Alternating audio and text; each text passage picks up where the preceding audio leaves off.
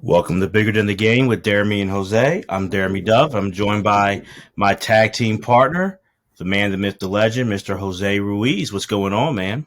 Deremy Dove, how you doing, my brother? How's it going?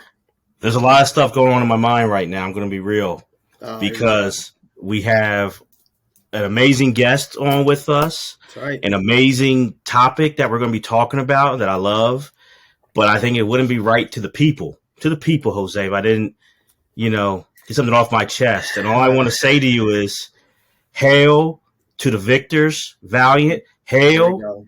to the conquering heroes. Hail, hail to Michigan, the leaders and best. Yes, my Michigan Wolverines for a second year in a row dominated Jose's Ohio State Buckeyes on Saturday, and I'm still on a high. I'm still on a high from it. It was amazing, and the best part was Jose asked, we watched the game together, so getting to get this victory, and we're in the same room together, seeing my Michigan Wolverines put a stomping on his Buckeyes was a beautiful thing. So before we talk about our amazing guest, I just had to get that off my chest because, the people need to know, Jose. The people need to know. We don't lie to the people. They do. But it's funny. I was talking to my son about the game, right? And he wasn't even born when the last time Michigan beat in Ohio State, won in Ohio State. He was born 2005. That last win was 2000. So I had to really break it down to him. But I'm happy for Michigan. I'm glad it's a rival again. But all I can say is he saw what happened on Saturday. He did. So he saw that whooping. And, I know you indoctrinated him, the wrong way with Ohio State, but he saw, hopefully he's young enough where he can come to the good side. But, he saw what was great. But it was awesome to have Michigan win. I just needed to say that. We did an episode about that last year. And people know I do not like Ohio State. So it was great to get that off my chest. So I just wanted to say that to open the show before, we go further. So Yeah, good stuff. Thank you. But that's just the appetizer. The main course is we have a great guest on because this is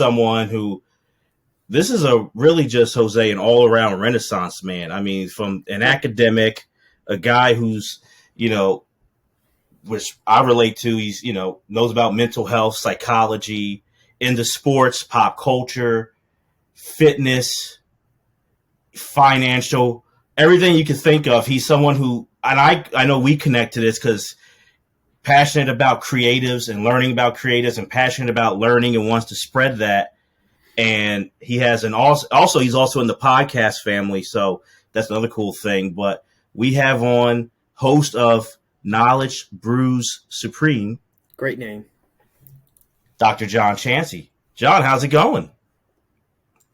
It's going great. It's going even better after that amazing introduction. Thank you so much. Happy to be here. I wish I could share good news on the college football front, but unfortunately my Sooners were just massacred in overtime by Texas Tech, so I can't brag about anything college football related this season. So as long as Deremy, you're happy with the Michigan win, I'll try to ride your coattails on that one a little bit today, but stoked to be here. Very excited about today's topic and just, very excited overall today.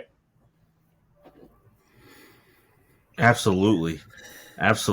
And guys, we're doing something that's fun. We've done it only once, Jose, and we wanted to do it more, but there's so, not enough time in the day when you're doing a sports history podcast and connecting the past to the present. We did it, check our archives.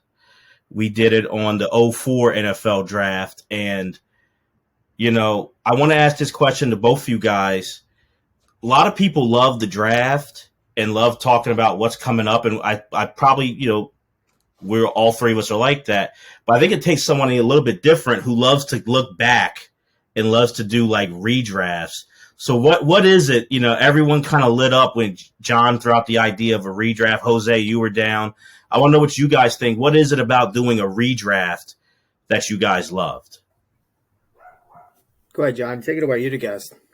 Well, I think It's fun, I think, just overall kind of going back and seeing how many of the picks were hits or misses. Like there's that. You can kind of evaluate teams, you can evaluate GMs. But I think ultimately a draft is one of those things like we try to grade in the moment or experts try to grade in the moment. And ultimately, I don't think those grades are all that meaningful. I think an NFL draft is really like it's like a movie that may or may not end up getting an Oscar. It's something we might, we're going to be talking about for years to come. I think there are some drafts, just like some movies that really stand the test of times and others do not. So I think that ultimately to understand kind of the game of football where it's at now, my last point is, you have to go back and look at the past. And I think even going back and talking about the draft we're going to, it doesn't seem like all that long ago, but it does kind of seem like another era of football. So I don't want to give too much away yet, but I don't know. That's kind of where I'm at with the question you asked. Yeah, I just love looking back and, because again, we're all GMs on draft day. And, if I was a GM of the Eagles, we would have been well off a long time ago, and there would have been some picks, including this draft, that I would have never made. And, just looking back and just thinking of the guys who I thought, man, this is because it can't miss, right? Like this dude is going to come in the league and he's going to be a great player immediately. And then the guy who I wasn't sure about turned into one of the best players in this draft, right? Like I just love looking back and, just kind of look at each player and what the teams did. And certain, John was talking about GMs and, a lot of GMs obviously are made, in the draft, and some of them get fired due to, terrible draft picks. So I don't know. I just love looking at also like what certain teams did, right? Like what teams got like, because John mentioned like the grades and stuff for the drafts, but I always I don't need those grades, right? I look at it myself and I kind of evaluate it myself and which team really, really, really improved. And one day I have a team in mind already, to talk about this draft that, built the Super Bowl team based off this draft. So I don't know. I just love looking back and just seeing where I was wrong, where I was right, and just who turned out to be what. Like, it's always fun to look back. No, and I agree. I think you guys both made great points, and I do think it's just fun to see who as a franchise, like who really makes their bones in the draft, who has to go to free agency or other ways, which as we're seeing, look at the Rams, a couple draft picks, but a lot of like trades and giving up draft picks. And some people would say, ooh, you don't do that. And maybe they're kind of feeling it this year now because it's pretty rough for those LA Rams. So it's just interesting. And it's also fun to see, which I think maybe the draft that we're going to talk about is in that class. Like John said, there's certain, just like movies, there's certain Oscar years, certain Oscar winners that we forget about right away. And maybe another movie that was nominated, we all talk about for the end of time. And I'm kind of feeling like the draft we're going to talk about is one of those drafts that is the draft of a generation.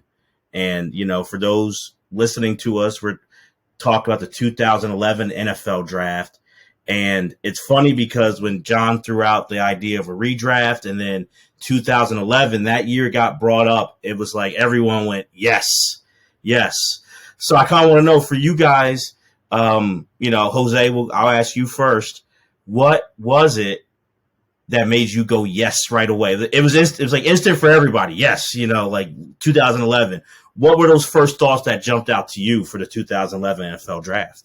Yeah, like immediately it's like one of, I don't want to say my favorite players, but coming out of college and into the draft, who I wanted to see play in the NFL was like a Cam Newton, right? Like immediately that number one pick sticks out to me, and what he did immediately, what he did a little bit after, but also like there's still guys in this draft who are playing at a very high level in today's game, and we're talking 11 years later. We have, you have the Von Millers, you have the Jason Kelce's, like there's Tyron Smith. There's so many players still playing today who are playing at a Pro Bowl level. And that just, again, speaks to the greatness of them, those players, and just what they've done since 2011. So, and then some of the impact some of these players had immediately, right? Like there's, a lot of times you get draft picks and you got to like develop them and things like that. And I know like first round picks, especially high first round picks, we kind of expect some immediate results. But in this draft, you got that and some, from these first top 10 players, which I know we're going to get into. But I know for me, like it was just the first thought I go to is like Cam Newton. And I'm like, oh my God, Von Miller was the second pick. Oh my God. And then I just kept looking and I was like, wow, there's like, this draft is loaded. And I just couldn't wait to talk about a lot of these guys. Yeah, I definitely concur with Jose on this draft in terms of it being a loaded draft. I mean, if you look at just like Hall of Fame level talent from this draft alone, I mean, you have Cam Newton. I mean, possibly some debate about whether he'll make it in the Hall of Fame, but I think he's at least into the discussion. You have Richard Sherman, Von Miller, Julio Jones, just to name a few. The talent is through the roof as far as that first round, caliber players go. But also, I think just kind of thinking about the time of this draft, the timing of it is really interesting. This was the first NFL draft post-strike where, I don't know if the NFL necessarily went on a strike, but there was, the labor, coming up with the new bargaining agreement, collective bargaining agreement. The NFL, I want to say they didn't miss games, but there was time where teams were locked out.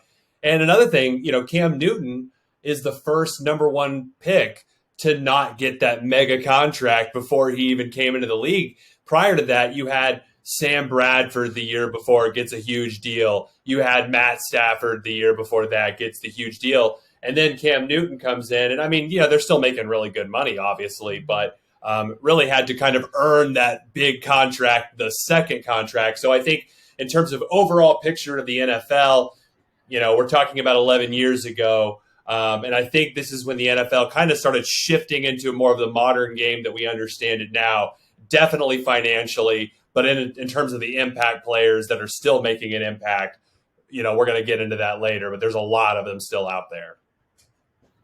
No, and absolutely, John. And that's the one thing I stood out too, was that I had kind of forgotten was the NFL lockout was happening.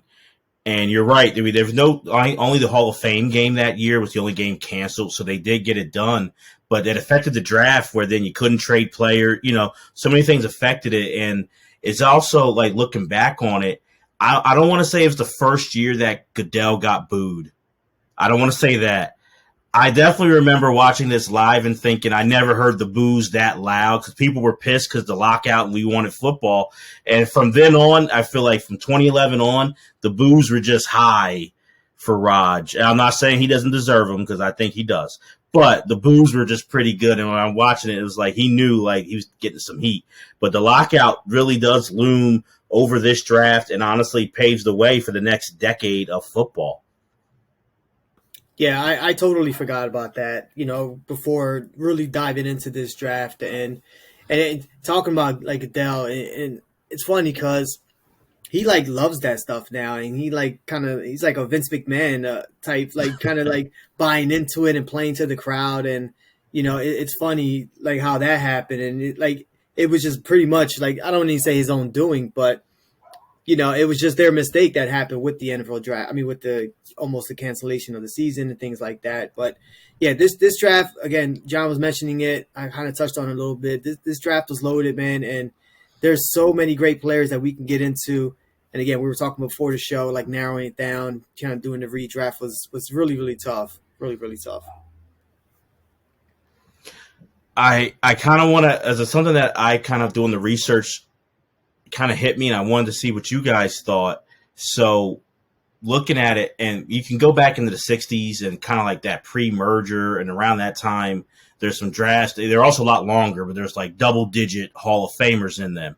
So I kind of go like, all right, like more the modern, like post-merger, you look at the 81 draft and the legendary 1983 draft, they both had 8 Hall of Famers in it. So now, like you guys both said, Jose, you mentioned it, like there's some guys who are still playing at a high level now, but I think the good number is 8, honestly, for this draft. Do you guys think it'll be over, under Hall of Famers for the 2011 NFL draft at 8? I kind of want to see what you guys think about it. So, John, what about you? I think it's a lock that it's an under. I mean, I think there are it's a really good draft in terms of quality players, in terms of Pro Bowl players, but Hall of Fame, guys that truly change the game. I can make the case for probably 6 or 7, but I feel like each one of them, there are enough holes. I feel like, and I don't know if this is how hot of a take this is. I feel like Von Miller is probably the only lock for the Hall of Fame. I think you could make a really strong case for a handful, maybe a couple more of others. But Von Miller seems like the sure thing. If anyone's going to go in, it's probably Von Miller.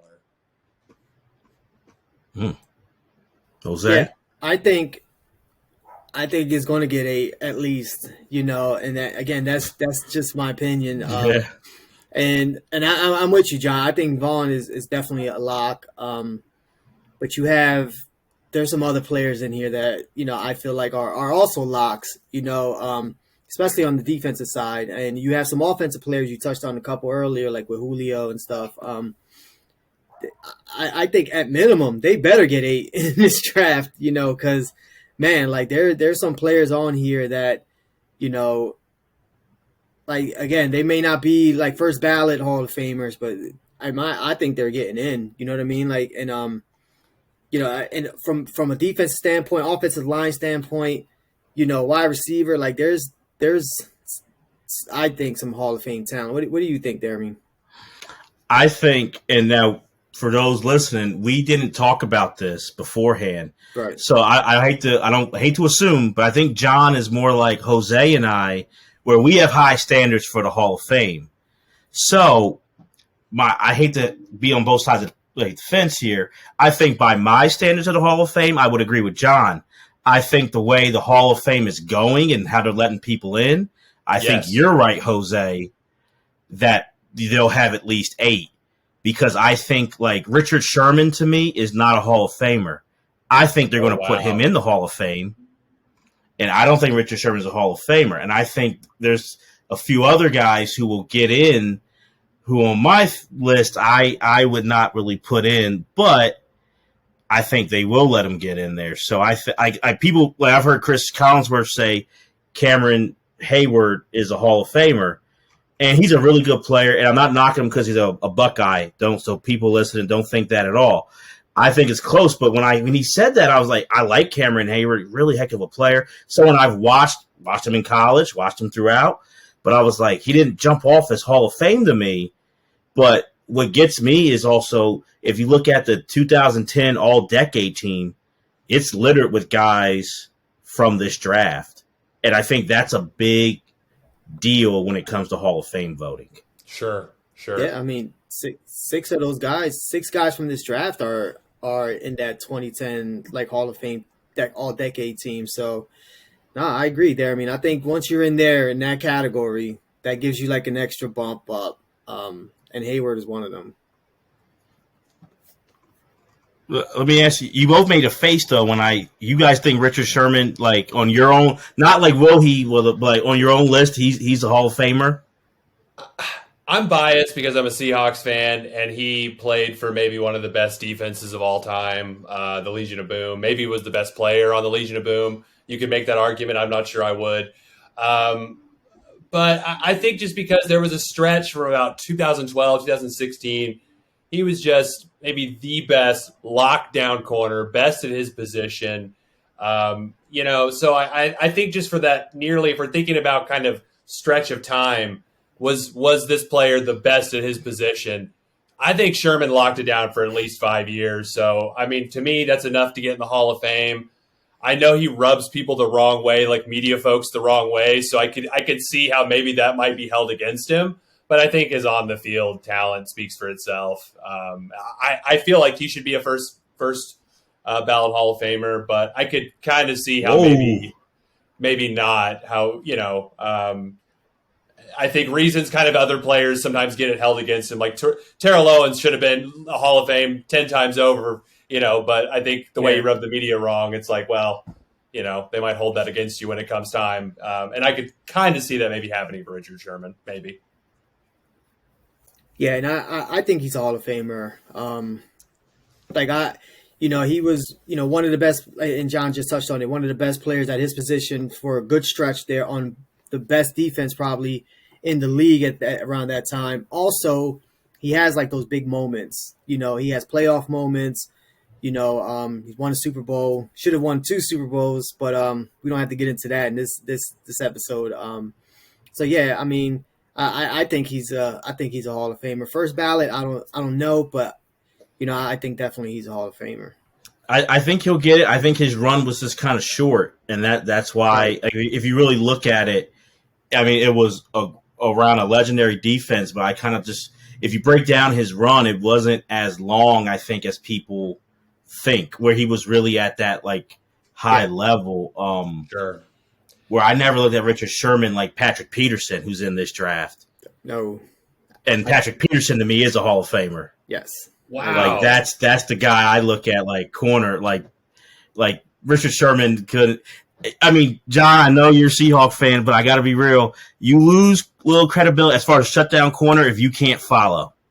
If you got to stay in like you, to me, it's the shutdown guys, the champs, the Revis Islands, Primetime, Darrell Green, Rob. They followed that receiver. So Richard Sherman kind of. Maybe a little biased, but that's just like if you guys stay on the one side, that kind of hurts you a little bit. But Patrick Peterson, to me, of the 2 corners there, he's the more lock Hall of Famer. Interesting. I think the fact that Patrick Peterson is playing still definitely doesn't hurt his case. He's still playing at a high level too, so that will be an interesting. And cornerback is one of those positions. I mean, sometimes it's hard to measure the success because a guy like Richard Sherman or even Patrick Peterson, they can go an entire game and never see the ball come their way, but that says how good they are. It doesn't matter that they didn't get any statistics like a pass defense or an interception because they literally locked down that one player or that one side or whatever. So I don't know. I think It's kind of like wide receiver. Maybe it's one of those positions that it's maybe a little bit harder to judge as far as Hall of Fame caliber. So I don't know. It'll be interesting to see how time tells.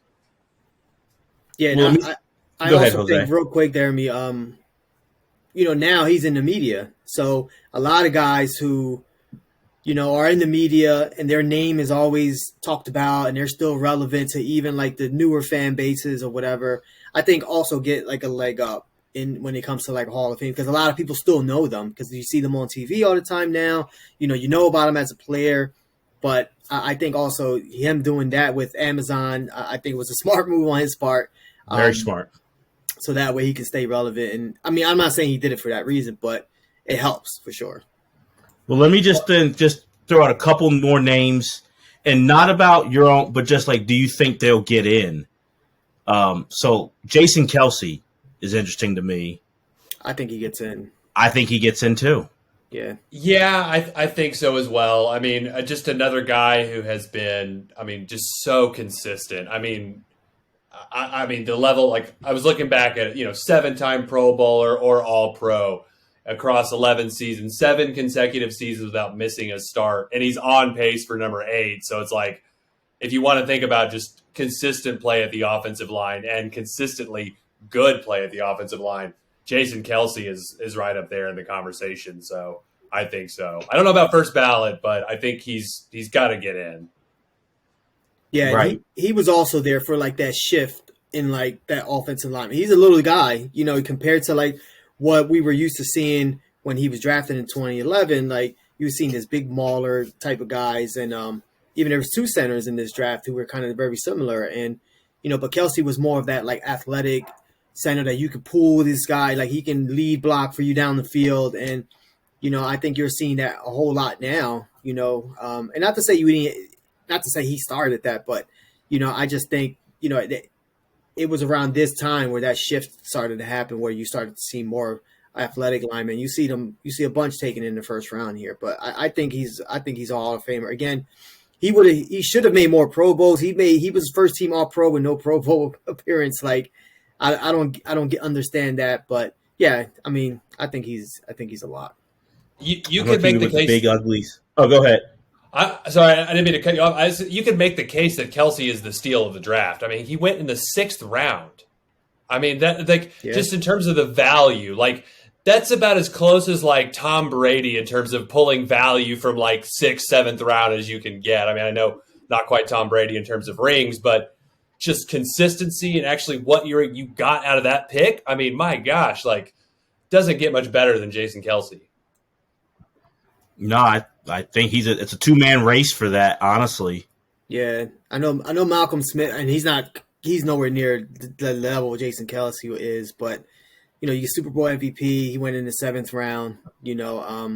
I was thinking Chris Harris. Yeah, that was Doug Baldwin. Wow. Was an undrafted free agent as well. So, yeah, I like Chris Harris a whole lot. And he went undrafted. So that's how stacked this draft was.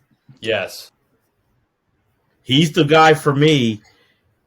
And is he a Hall of Famer to the two of you guys? No, I don't think so. Which guy? I'm sorry. Is Chris Harris a Hall of Famer? I want to say no, and I think I want to go with no on that. I think the fact that I even have to kind of hesitate leads me to believe, no. I mean, really good player, contributor, Pro Bowl level player, sure, but Hall of Fame, I don't think he quite meets that threshold for me personally. I mean, he wasn't the best corner on his team. That was a keep to leave. So, just saying, he made the All-Decade team. Which is a little surprising to me, but so it's interesting. I think he'll be up there in conversation. But I do agree with you guys. It's interesting. It'd be as exciting as this draft is to talk about. I think to go to like the names in the 83 and 81 draft and who's in their Hall of Fame.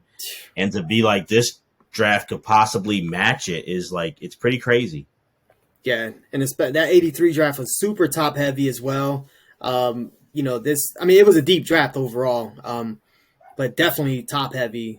And I think this one was also top heavy as well, but deep because again we just talked about Chris Harris undrafted, Doug Baldwin went undrafted, Kelce went in the 6th, Byron Maxwell went in the 6th. Like there was so many guys still. That you got a lot of depth in those later rounds. No, absolutely. It would be interesting for me to kind of ask you guys about this. Cam Newton's the first pick. Cam Newton was controversial in college, controversial throughout his career. He's controversial now. I kind of want to ask you guys a twofold question. The first one is, what did you guys think about Cam Newton when he was coming out into this draft? Because there was a lot of controversy. Even though he won the Heisman national champion, people were wondering, can he be that guy? Does he? The offense was dumbed down, they said, for him at Auburn. So, hey, it gets to the NFL. Can he stay in the pocket and throw? A lot of things that we have always heard and still goes with, black quarterbacks. Applied, people were saying that criticism of Cam Newton, and you've heard Jose and I talk about in the past of unfair those criticisms are, but that applied to Cam. But wondering, first one is how you guys felt about him coming out, but also what do you guys think of Cam Newton as the number one pick? Like, I think it would be hard to call him a bust, but do you look back and say, meh? Do you say it was a hit, a home run? What do you guys think about him? So kind of a two-parter there. Well, kind of looking at that first part, at the time, Cam Newton was a phenomena. He was not just a football player. He was something you had to watch television for. I think about, the games where he really stood out, like that game, the comeback game in the Iron Bowl. I want to say it was I think it might have been Greg McElroy as the quarterback for Alabama. Maybe not. I'm not sure. But at the time, Alabama, I think Auburn was ranked higher, but still they had to go into Tuscaloosa. They were down at halftime, came back and won it. Just the way that he just came on the scene as a transfer quarterback. And just that kind of one-hit wonder. It just felt like something big was happening. And he sort of defied all of the things that we thought about what a quarterback should be on and off the field. But I don't know, there's just something so captivating about Cam both on and off the field. I think his sort of status was bigger than football. It was very he was something of a pop culture icon and still is to some extent. So kind of addressing the second question, I definitely think still, the Carolina Panthers made the absolute right choice by taking Cam Newton. I think you can make the case that maybe Von Miller might have been a defensible pick at number 1 overall. But ultimately, you're talking about the player who won the Offensive Rookie of the Year his rookie season. He's won the MVP in 2015, led his team to the Super Bowl, a franchise that's not necessarily a great one overall historically. And I think ultimately that pick is why Ron Rivera is still coaching in the NFL. He's still living off that Super Bowl and that MVP season. So I think the ding against Cam Newton is he just didn't play long enough. Like the fact that he's still not playing probably is held against him. But I think ultimately his peak is so high as a player individually. I think it was worth it for Carolina, even if maybe it was short-lived and even if it didn't pay off in a Super Bowl necessarily in just a Super Bowl appearance. Yeah, John, leave Ron Rivera alone. It's my only Puerto Rican coach in the league. Leave him alone. But no, I'm with you though. He's still living off that 2015 season, but he's got the Commanders playing well. But I think he was the right pick as well. Like that franchise needed that. You know what I'm saying? They needed a big time spark. I mean, he's their all time passing leader. You know, third in like rushing. You know, for the franchise. 75 rushing touchdowns for a quarterback, which is a record for the NFL. 32,000 passing yards and 5,600 rushing. You know, he's got a lot of numbers. They had to select Cam Newton number 1. You know what I mean? Like the organization needed it, not only again to make the team better, but they needed to sell something. You know, they needed to sell tickets, and Cam Newton definitely puts people in the seats. Would I have drafted him today, number 1? Probably not. You know, there's a lot of other players who I think longevity-wise had a better career, but they had to take Cam Newton number 1 in 2011. I don't think he was a bust at all. You know, especially coming out the way he started. You know, he came out on fire, you know, that rookie season. And, you know, I think, again, that Carolina needed that. Who were the Panthers before Cam Newton? Like, you know, who's a Kerry Collins? Like, you know what I mean? Like, you got guys like that who we were putting. Jake Delhomme. Yeah, but say Jake. Yeah, okay. Like, I know he played before camp, but I'm just saying, like, just think about all those quarterbacks that franchise has had, and they needed a superstar on the team, you know, and he 100% was that. No, I think it's just interesting because it was always kind of marred to me. It was always kind of throughout his time. And John, you're right. Like now it's kind of, he's still in the lexicon, still like talked about, but all those commercials he was in, all those things, like he was everywhere for a while.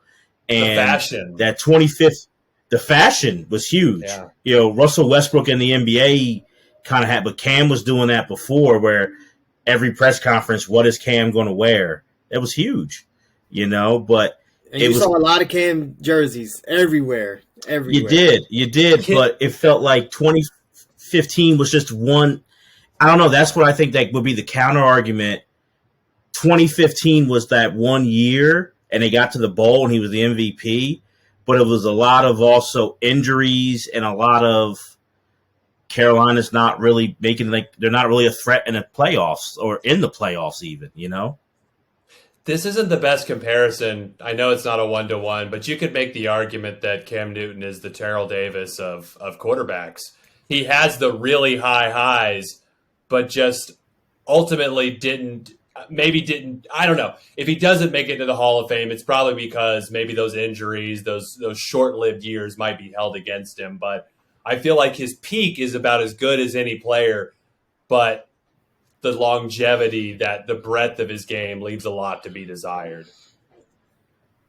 Yeah, and he needed to develop as a passer more, you know, and he did, but then he didn't. You know what I mean? Like, and you can't continue to run as a quarterback forever. You know, it's going to catch up to you. And then what happens is he was taking a lot of unnecessary hits, you know, so not only is he getting hit in the pocket, you know, he's running and taking hits. He's a big guy. He was running people over. He was out running people.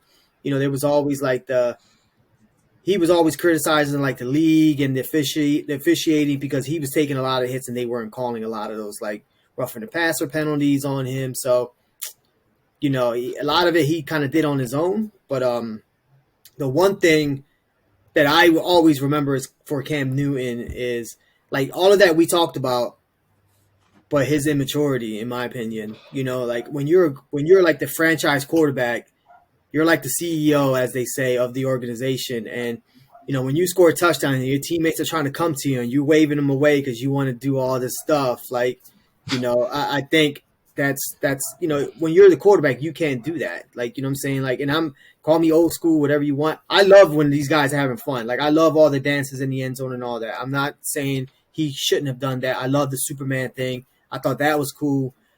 But he like the more success he had, the more it was all about Cam Newton, and it had to be more about team. And I think that's where he had the talent. I think that part of the aspect of the quarterback, I think that's where he took a step back. Sure, and there's that sort of infamous moment, too, at a press conference where he had a female reporter asking him questions, and he kind of laughed at her for asking legitimately serious questions about routes. And so that immaturity, you could see it on the field, you could see it off the field. But I think there's one moment that I think is sort of, if you had to sum up Cam Newton's entire career in one play, he's down in the goal line going against the Packers. There's like 5 yards to go. I don't remember the exact play. But Clay Matthews calls out and he says, hey, it's going to be a wheel route. It's going to be a wheel route. And Cam Newton says, oh, yeah, well, watch this. And he throws the wheel route and gets a touchdown right in front of Clay Matthews. And it's just so fun. He called out the guy for calling him out and then just went out and did it. He was capable of just doing some brilliant stuff. But then he was also a little goofy about it. And I don't know, just one of my favorite players to watch, even though that 2015 season, he just carved up my Seahawks. I want to say he knocked us out in the playoffs that year. So I personally I didn't like Cam Newton that year from a personal standpoint, but from a football fan standpoint, just a blast to watch that season and really his career until the injuries started adding up. Yeah, and it's funny you mentioned that, John. I do remember that play. I do remember seeing that audio. The play that I remember the most, and I think a lot of people do also, was the play in the Super Bowl, the fumble where, the ball was right there and it looks like he didn't want to dive for it. You know what I mean? Like, and when people start questioning how much you want to really win these games and what you're willing to do, that is not good, especially when you're playing quarterback. No, absolutely. Absolutely. And I think that's what's going to be one of the first conversations when people, are looking back like we are now. And then even years from now, people always look at the first overall pick in any draft. Like it kind of sets the tone for these redrafts, like who was number one, and especially when it's a quarterback, you're really going to get talked about. So I think it's interesting because, like I said, bust would be great. No one can say a bust. Like that word is not applicable at all to Cam, but it's just, where do you put him? Because like John, you said earlier, I think some people, and I can see it, would make the case he could be in the Hall of Fame. And then others would look at him and on the flip side and say he was disappointing. We didn't get enough. So I think the time will tell when we look back on Cam and his impact and, whether we look more positive or negative on it, Well, I think the biggest, to me personally, I think looking at the NFL now and looking at Cam Newton in 2011, if you dropped rookie Cam Newton into this NFL right now, I feel like he would be an absolute monster without the injuries, of course. Like I understand Cam Newton's still around, but the way the game is played now, when you have quarterbacks like Jalen Hurts, Lamar Jackson, you've got Justin Fields, you've got these single wing quarterbacks who can throw the ball, but are just such dynamic runners. I feel like if that was the mentality, I understand they made that kind of work for Cam Newton, but I also think he was a little ahead of his time. Like he was the one to kind of pave the way for all of these guys now who are really reaping the benefits. So if Cam Newton was dropped in the NFL now, oh my gosh, he would just be unstoppable. Because I also think they would figure out ways to maybe not have him take as many hits. Like you see Jalen Hurts not taking quite as many hits, compared to someone like Cam Newton, or even, I guess Justin Fields is a great example because he really, kind of got dinged up recently. But for a while there, it looked like, oh my gosh, we don't know how to stop this guy. So I don't know. I think long lasting, Cam Newton just way ahead of his time in a lot of ways. Yeah, and I think something we talk about here a lot, John, on our show is like legacy and, what did you do to, like, I don't want to say change the game, but, what impact did you leave? And I think Cam left a big time impact. Like, that RPO stuff, like, I think Carolina was one of the first teams I saw do it on the pro level, and again, they were utilizing Cam's, abilities, right? And, Jalen Hurts, I feel like, and not because he's an Eagle, but I think that's a very good comparison, you know what I mean? Like to what we're seeing with Cam, what we could have seen with Cam today. And, I think Cam had a stronger arm than Jalen right now. I just think they're very similar in style and bodies, like, how they run around. They're not the fastest guy, but they're fast enough to get away from linebackers. It's a good comparison. I just think it's a great comparison physically. I think where they separate themselves is the maturity level. And again, like I'm going to constantly hit Cam with that because if you look at Jalen Hurts, he has command of the room and, these guys are following him and they're running through walls for him. I don't know if Cam had that in Carolina. And that's huge, for a quarterback. But I think that's a really good comparison. Absolutely. And now I'll start it off with what are some other things that you've noticed, like looking back on when you've done your research, looking back on this draft? For me, it was fun and kind of like you got to give credit where credit's due, like how impressive it is that, man, this was really like this draft because we did our redraft, John, back in 2020 on the 04 draft. And Jose and I throughout that episode was mentioning the 01, 02 Miami Hurricanes. A lot of guys coming out in those drafts and how dominant Miami was in the early 2000s. Looking at the 2011 draft, this was the start of the Saban Alabama dynasty. Yes. And just looking at, Marcel Darius, Julio, James Carpenter, Mark Ingram won a Heisman. Like, this is the start of the dynasty. And to think, like, the dynasty's still going on, but this was the start of it. And, like, man, like, the SEC was kind of already doing their thing, but the Alabama run, that's what I was thinking of. Like, man, I remember seeing these guys start the dynasty, and it's crazy. Some of them are out the league. Some of them are getting down, toward the end of their careers. But I'm like, it's just crazy. This is kind of like a reflection of where that Alabama run started.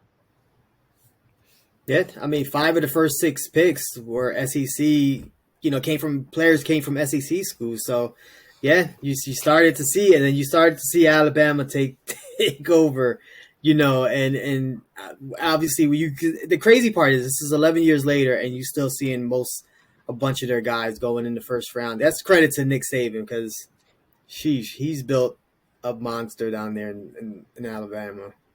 It's unbelievable.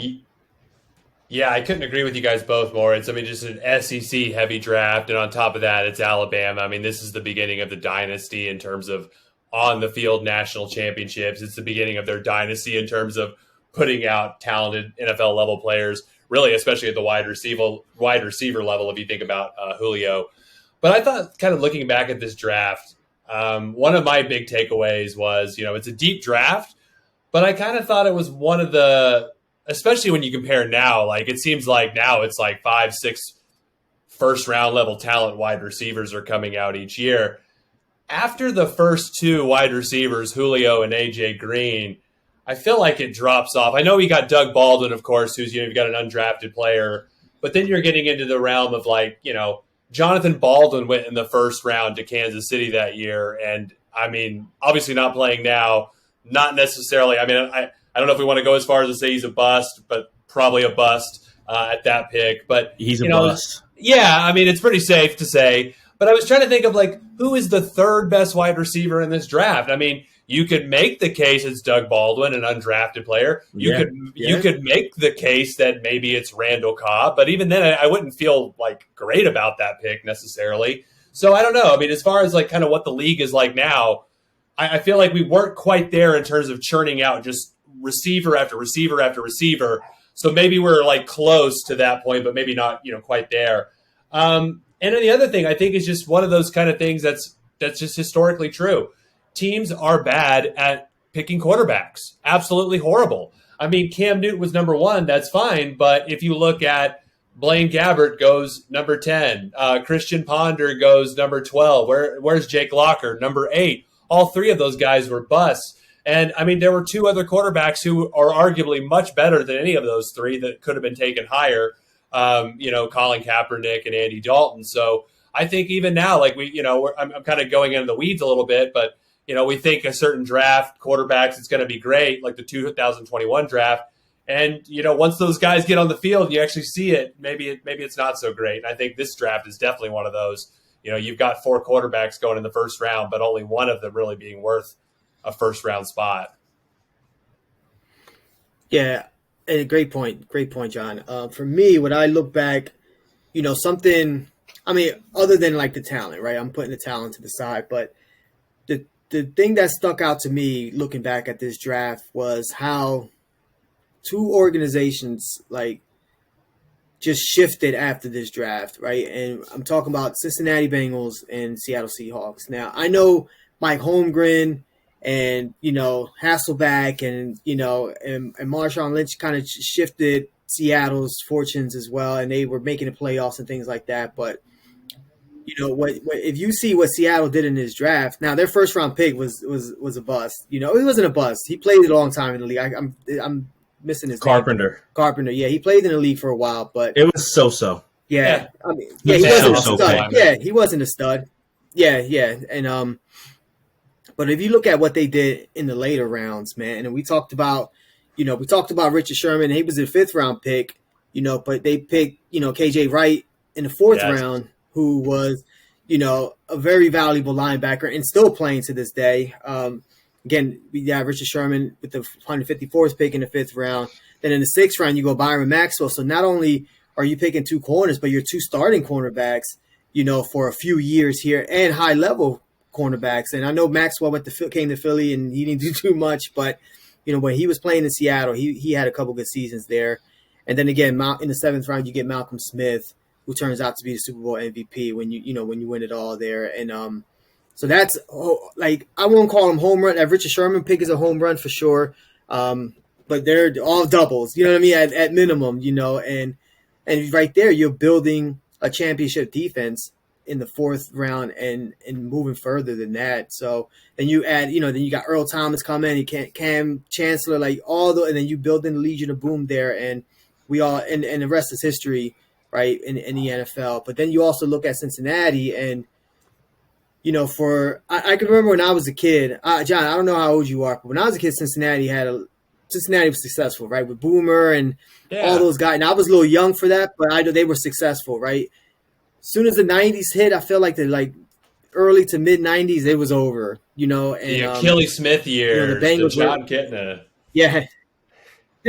All those guys, Carl Pickens, yeah. And I had a Jeff Blake jersey. I've told Deremy it before, and I used to love that jersey. Nice.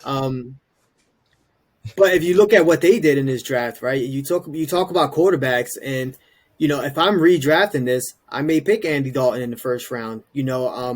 But you also add AJ Green as well in this draft. So now you had the quarterback wide receiver combination that shifted the fortunes of this franchise. And next thing you know, the Bengals are now in the playoffs year in and year out. So those are the 2 things that really stuck out to me. Again, other than the talent, but just how these fortunes of these 2 franchises kind of just went from this draft and went on up. I'll say this, Jose. I love that point because I'll say this from both those 2 examples you gave.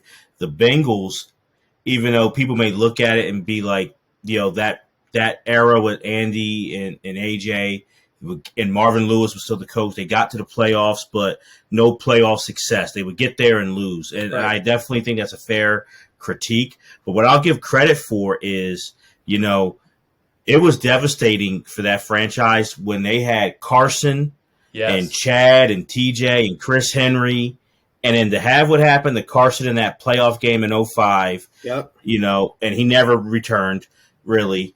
To have what happened tragically to Chris Henry, a lot of stuff going down, for them then to go out here and in this draft replace and kind of in their own way rebuild when those things would have really, and we could have understood, honestly, with perspective, could have damaged the franchise. The fact that they kept going, I think they do. I think it's great that you said that.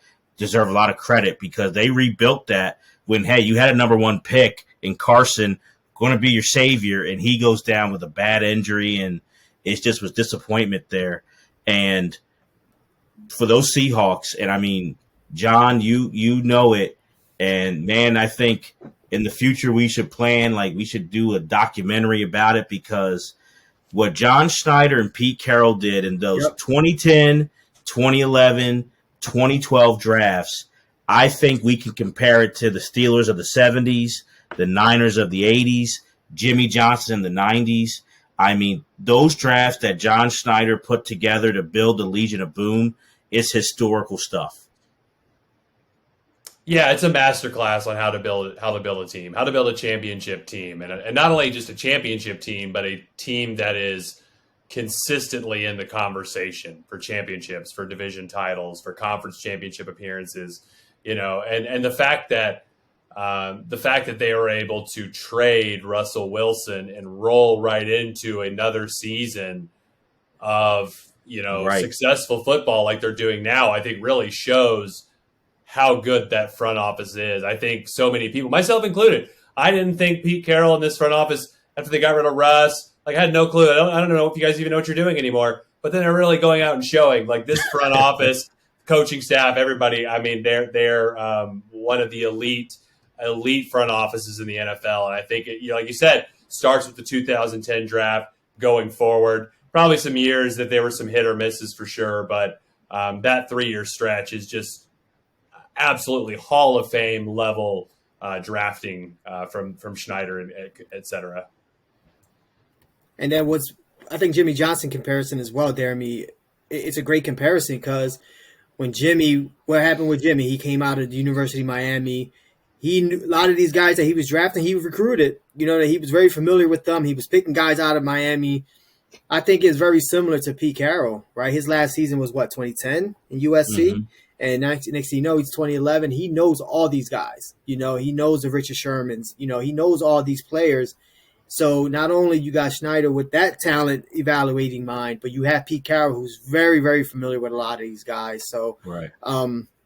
I think it was just like a perfect marriage and a perfect storm that happened there in Seattle. And again, like it was amazing what they built there. And it was one of the funnest teams that I remember watching in my watching career, if you want to call it. But I loved watching that Seattle team. When they played the 49ers at that time with Kaepernick and Willis and that defense, it was some of the best football I've ever seen. Now, I think the fun, and if you guys can go back in your yesteryear and I want to know who are the players who you got to be honest here. I'll be honest. Back in 2011, you thought this guy's going to be a monster, and you were dead wrong about. Do you guys have those guys? Like, if you look at this draft, now it's easy to be like, who stinks now? But back then, you thought this guy's going to kill it, and he let you down. Oh, I think it's Jake Locker. I think Jake Locker, as a prospect, was a quarterback that I heard about from mock drafts, like 2 years before he even got taken in the first round.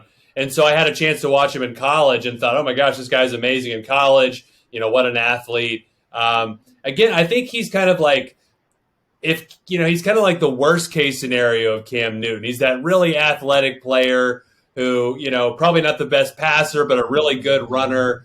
Wrong place, wrong time. I don't know, if Jake Locker were to come in the league now, I think the NFL would be a better place for him now, and maybe he wouldn't have been a bust, but injuries, just not really that great of a thrower, not really a great athlete, not a great quarterback by any means, I think.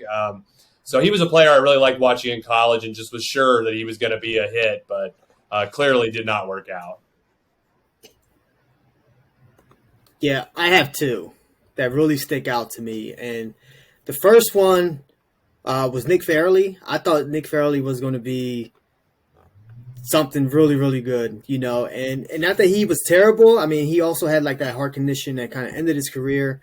But he wasn't the player I thought he was going to be. But my number one guy, who I thought was going to come into this league, shut guys down, was going to be the best corner for the next 6 years, Prince Amukamara. I thought Prince Amukamara was going to be the man. I thought he was going to be what Richard Sherman turned out to be.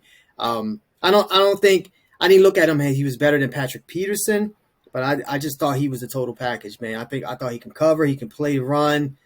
He was physical enough to play with these wide receivers in the NFL. But man, oh man, that did not work out for sure. So that was my one. What about you, Deremy? I gotta be real.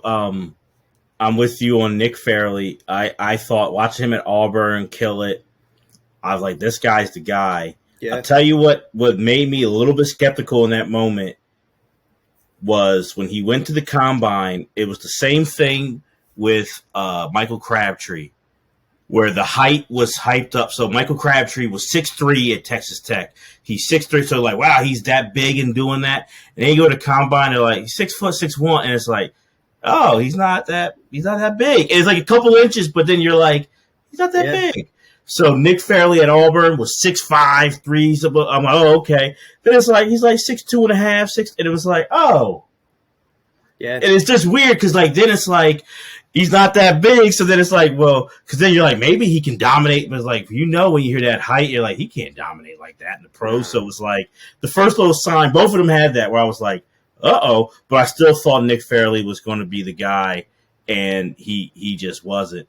And I'm going to go with you, John, on the quarterback, but not Jake.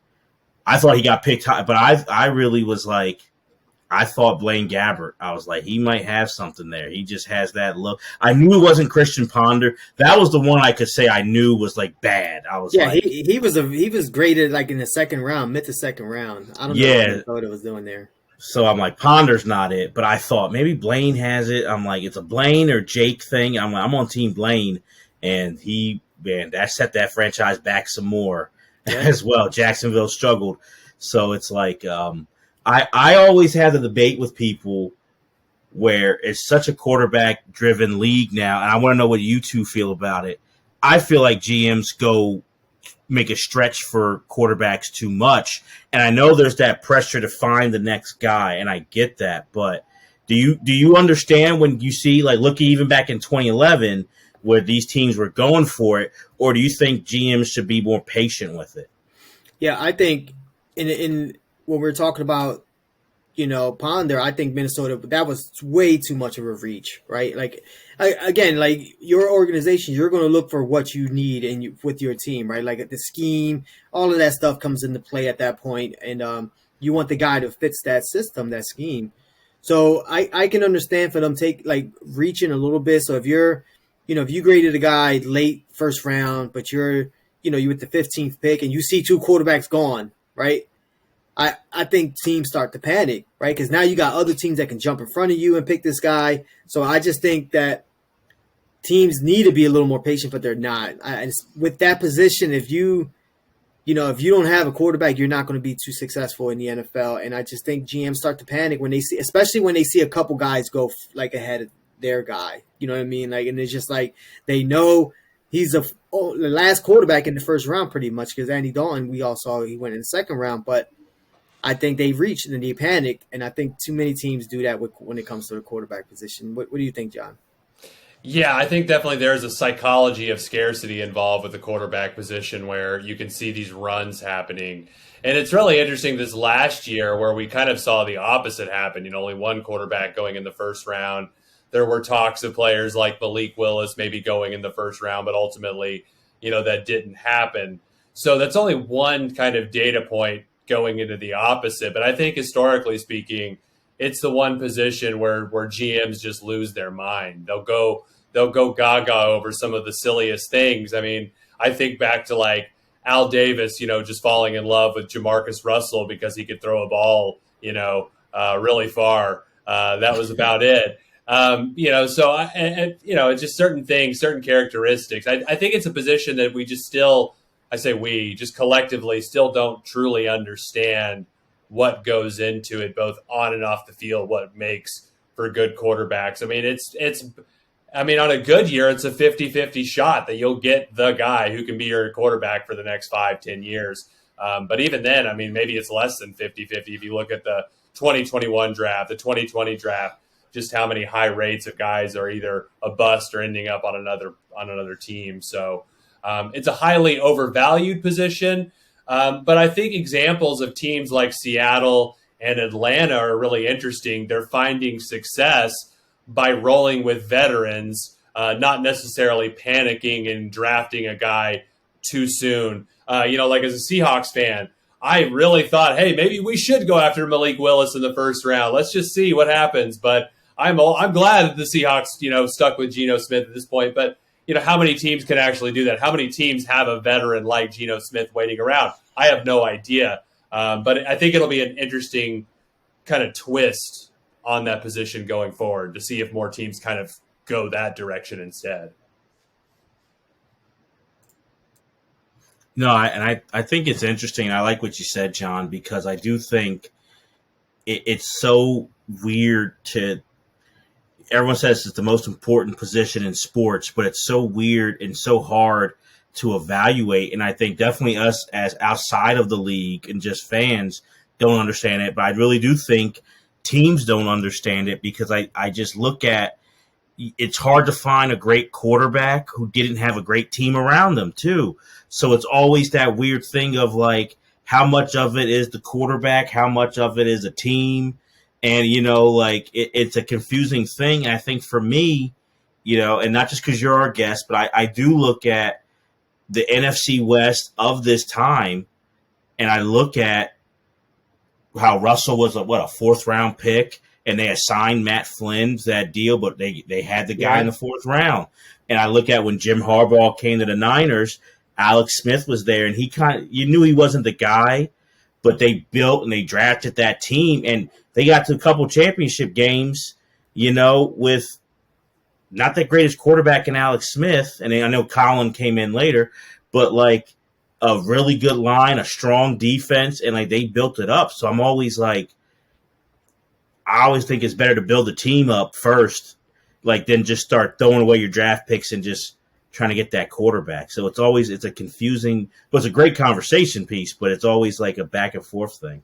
Yeah, I mean, and then when you think about quarterbacks in college, you talked about like they're only as good as their team around them. A lot of these guys have dynamite wide receivers like throughout, right? Like if you look at all these college quarterbacks, these guys, they're throwing to guys who are wide open. You know what I mean? Because they're that much talented at the wide receiver position compared to like the other teams like defensively. Now, when you start talking like SEC schools and things like that, you can kind of compare that a little better. But when you get to the pros, those guys are not wide open anymore. You know what I mean? Like you got to start squeezing these footballs into tight spaces, and a lot of these guys can't do it. You know what I mean? And they get like really like freaked out by that. And I think that's why we were watching the game Saturday, the Ohio State Michigan game. Unfortunately, it's like yes, I put like big stakes on those games that were like if you got a guy, like Marcus Stroud, who's supposedly going to be the Heisman winner, not after that game, but he was front runner at that point. And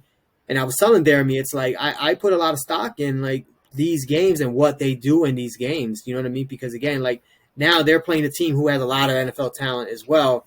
How are they going to hold up to that? And again, you see that a lot in college. And then when these guys come to the league, they don't pan out because of that. I think because their teams are so much talented compared to a lot of other teams that they just look that much good, that look that much better, and they're actually not.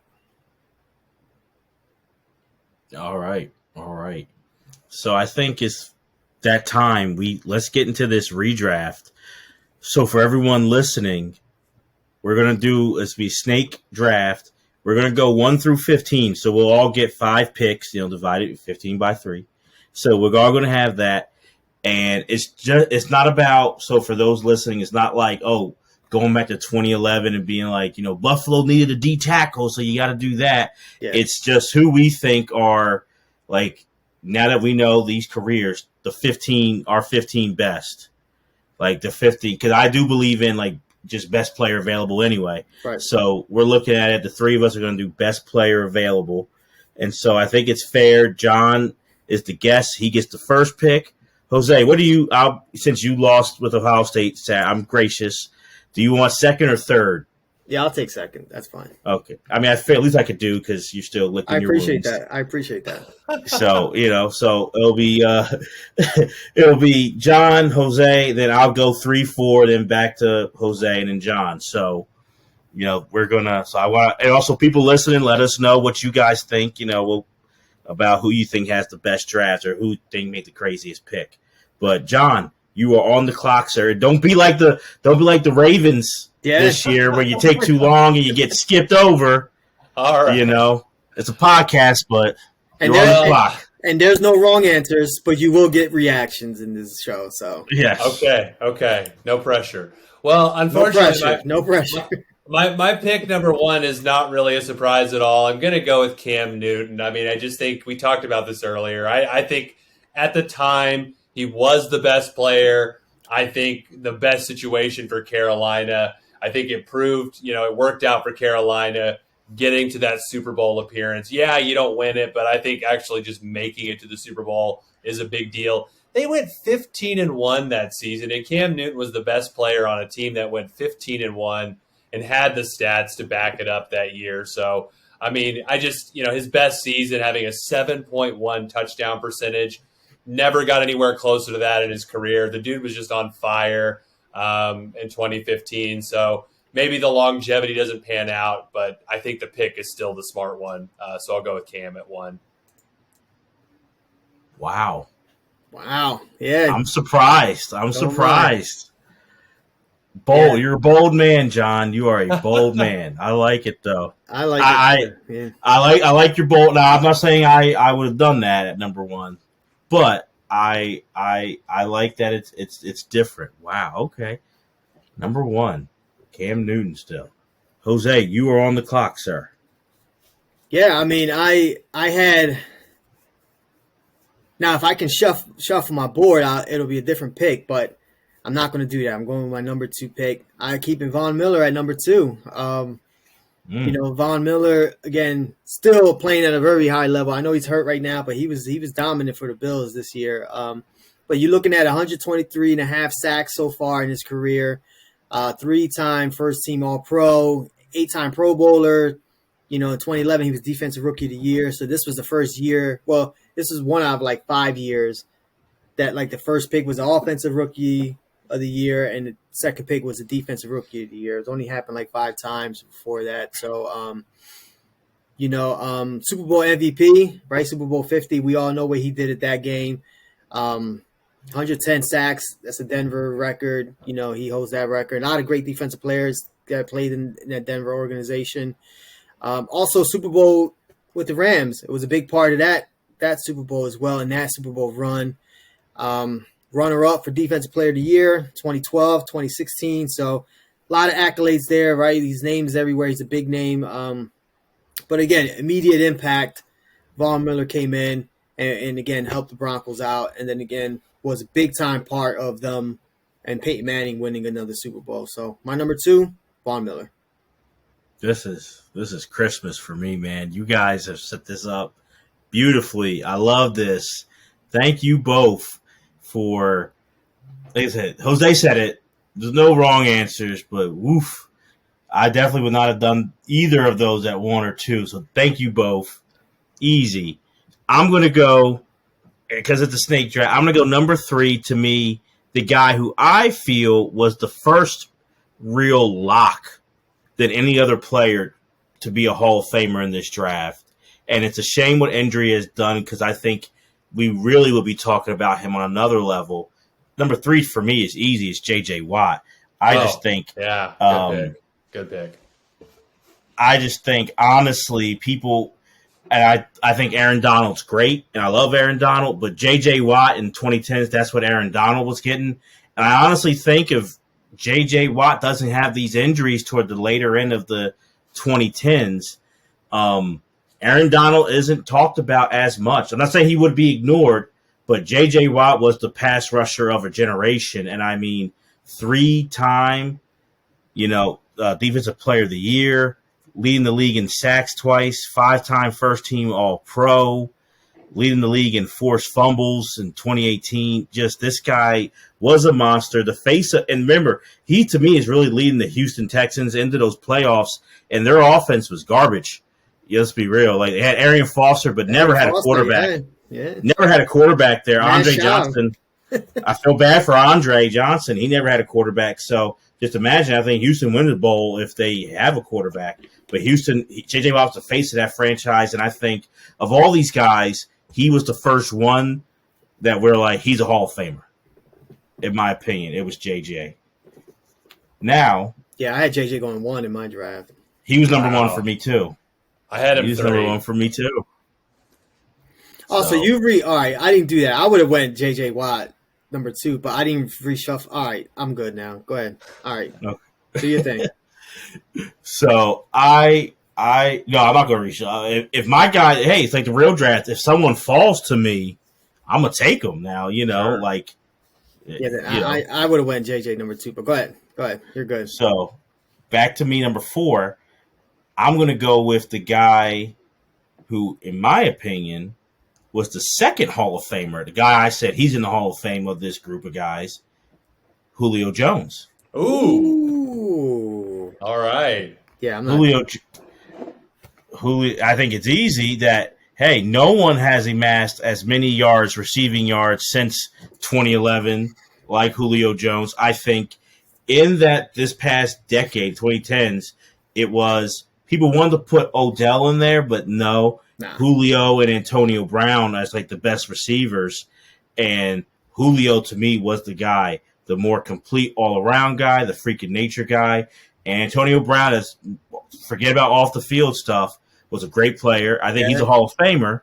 But he had Ben Roethlisberger, who's a Hall of Fame quarterback, and he had Lev Bell back there. Julio Jones had Matt Ryan, who Matty Ice to me is not a bust, but he was, to me, I know he had the MVP year, but he's meh as a quarterback. And Julio kind of carried the Falcons a lot of times, and to me made Matt Ryan what he is. And Julio was still out there just getting all those yards. And he was kind of injury prone.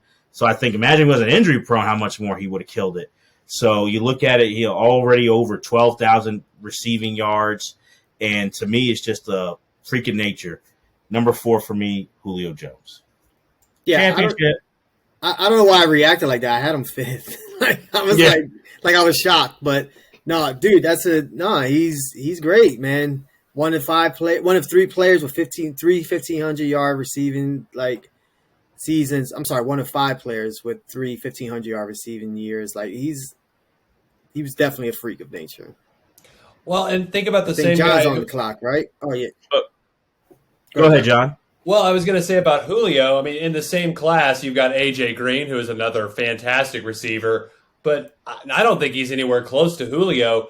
They've played roughly about the same games. I want to say they're both around a little over 150 games total, give or take. But Julio has almost 3,000 more receiving yards than A.J. Green. And A.J. Green is a really good receiver. But that's what I mean. Like, Julio is just like that level. When he's healthy, or when he was, at his peak, at his prime, he might have been the most dominant non-quarterback in the NFL for a stretch of time. Now, obviously, great point. He's past his prime. Injuries, things like that have caught up to him. But for a stretch there, I mean, Julio is just unbelievable. Great point. All right. I feel good about my first 2. I got to be real. I feel pretty good. All right, John, you're on the clock again. Pick number 5. All right, it's back to me. All right, I'm going to go. Okay, so the Arizona Cardinals drafted Peterson here at 5. I think the Cardinals would still take a cornerback, but I'm going to be a homer here, and it would make me so sad if they actually did this. But I think here, Richard Sherman is the pick. Patrick Peterson's great. Peterson's great. He's fine. Richard Sherman, absolute lockdown corner for at least 5 years. He was an all-pro player 6 times compared to Patrick Peterson's 3. He has 37 career interceptions compared to Patrick Peterson's 32. So it's close, but a little bit of Seahawks loyalty, a little bit of statistics. I think here at pick 5, I would go with Richard Sherman. I just think the value you get there. Both are really good players if you want to take a cornerback, but I give a slight bump to Richard Sherman here. Wow. Jose, what do you feel about that? I like that rope-a-dope, John. I thought you were going to say Patrick Peterson to go with it, but you fooled me. I like that. That was a good one. Yeah, I love Richard Sherman. Like I'll be very honest. I have him, in my top 10. I had him going 7th for me, but I can't take him over Patrick Peterson. I love Patrick Peterson. Like, not only was he he was an All-Pro year one, like first team All-Pro in his rookie season. Like, that's really hard. Impressive. That's like Deion Sanders, like Revis Island type of stuff. But he also helped you in the return game as well. Returned a couple punts for a touchdown. Like, he was just a different level. That's why I'm going. The card's up already. You know what I mean? Like, number 6 pick, I'm going Patrick Peterson. So I'll just continue to talk about him a little bit. 2010 All-Decade team, we talked about that. He was one of those 6 guys on this draft. Made the Pro Bowl in his first 8 seasons. So that's 8 in a row, playing dominant for the Cardinals there on the cornerback position. 3-time, again, John mentioned it, 3-time All-Pro. But for me, the most impressive part is rookie season, first team All-Pro in 2011. Like, that's some amazing stuff right there. And again, you don't really see that too often. And the thing was, the Cardinals needed a quarterback, desperately, but they did the right move. They went with the best available player, and for me, that's no doubt Patrick Peterson. So that's where I'm at with number 6. Pick 6, Patrick Peterson. Not bad, fellas. Not bad. It's getting a little tough. But John, you may not know that. Jose knows it. I love the offensive line. I know where he's going with this. But I'm torn because there's 2 guys. Please do it. The one guy I think would be, if I'm honest, he's maybe more of a Hall of Famer than the other, but the other guy has been a freak. Yeah, I'm gonna go Tyron Smith at number 7 here. Yeah, that's a good pick. That's my next pick. That was my next pick. So, and my only thing with it is, and to me, a run of an era like the late 2000s into this time, a lot of tackles have emerged that are great. I think Joe Thomas is going to be a first ballot guy. Jason Peters kind of bounced back and had a great run. Then you have Trent Williams getting drafted. My thing with Tyron, the only thing is he's injury plagued. Yeah, right. And I think that people kind of putting him as a lock for a Hall of Famer. And I say, I don't know, because he gets hurt so much. But when he's in there, he's Hall of Fame level, but he's hurt a lot. Sure. His he run misses at least 3 or 4 games a year. Yeah, that's the problem. I was just gonna say that run from 2013 to 2018, he was either Pro Bowl or All Pro. I mean, just absolutely dominant. From 2013 to 2016 specifically, he was All Pro level. Just crushing it. And it was one of the more, like, there's not a lot of linemen that I'm just like excited to watch play. But when Tyron Smith is healthy and on the field, like, I'm so excited every time they show a replay of him throwing a pancake block, because it's just going to be a highlight reel. Someone's getting destroyed. This guy is maybe the meanest guy in the NFL when he's healthy and ready to go. It's just unfortunate that injuries have kind of curtailed his career from its full potential, but still a great pick, I think, here where you got him at 7. Yeah, and I think I just remember, that people looked at him and said he was too light. They weren't sure about it. He had to beef up, and then I think he proved them wrong. He's one of the few guys who can compete with that Larry Allen bench press, that like 700 pounds, almost picking up a car. So like Tyron Smith definitely proved people wrong with that, and it's tough. I have agreed with you, John. I've enjoyed watching him play. I just don't know if I would put him in the Hall of Fame because of the injury factor, but it's close. But he's 7 for me, and my 8 is probably the guy who maybe is the quietest Hall of Famer on this list to me. That you're just like, yeah, he's good. And you look at it like, this guy's gonna be in the Hall of Fame. I'm gonna go number 8, Cameron Jordan. Oh, you took my pick. Damn it. Yes. Yes. That's who I had next. Yes. Cameron. Nothing is better than doing that to you 2 guys, by the way. So thank y'all. But I mean, I think we have to give credit because it's just the 2011 is after the 2009, the Saints run with Breeze and all, and the Saints had some down run, and then they kind of did bounce back at the end of the Breeze era. But it's interesting that Cameron Jordan always was, man, he's really good. He's really good. And it's like, nah, he's great. And he's still playing at a great level right now. I hate it because like it's becoming like baseball has like those numbers, 500 home runs, automatic Hall of Fame, 3,000 hits, 100 sacks seems like that's it for the NFL. But this guy is still going and has 112 and a half sacks and is still playing at a high level, one of the best pass rushers in the game. So Cameron Jordan to me is the quietest. Right now, I think it's a good debate. Like, there's no wrong answer for Richard Sherman or Pat Peterson, but they stuck out. They're flash guys. Even a Kelsey or Smith as linemen, they stick out and they're in your face. I think Cameron Jordan is the quiet guy where I think people don't sit. They think, oh, he's really good, but he's going to be in the Hall of Fame. He's going to be in Canton. So my number 8, Cameron Jordan. He hasn't missed a game since 2011. Like, yeah, you mentioned the numbers, the stats, the 112 and a half sacks.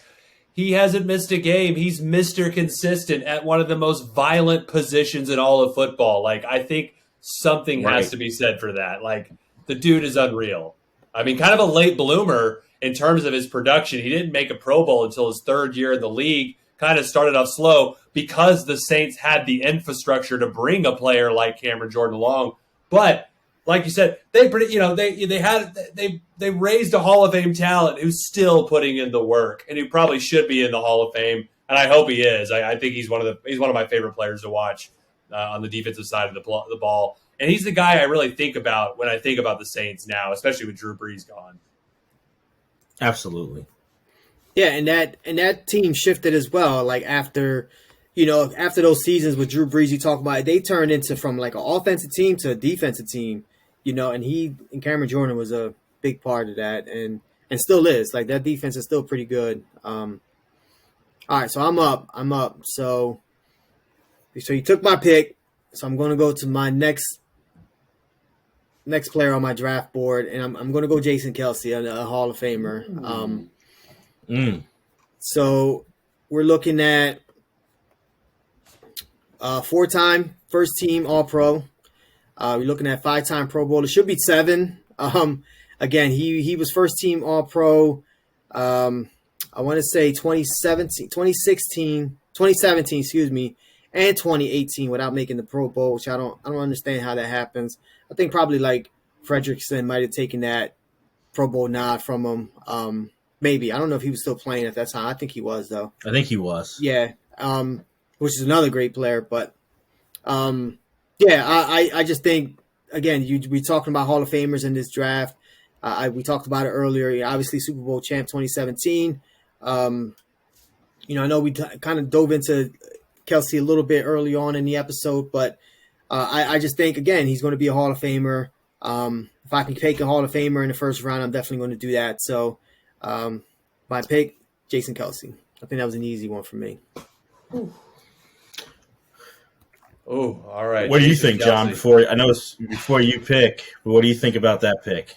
I like Jason Kelsey here. I had him a few picks lower on my big board, but I don't think it's a reach by any means to take him here. I mean, just Mr. Consistency on the offensive line. I mean, he's pretty much, like I mentioned, Cameron Jordan, very consistent as a defensive lineman.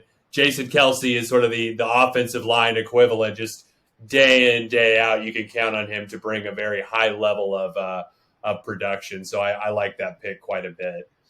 I would definitely go with Kelsey. I think that's a good pick there. If he was still available, is it on me now?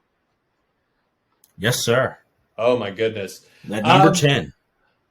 And I don't think like this is a tough pick for me. I have 2 players in mind.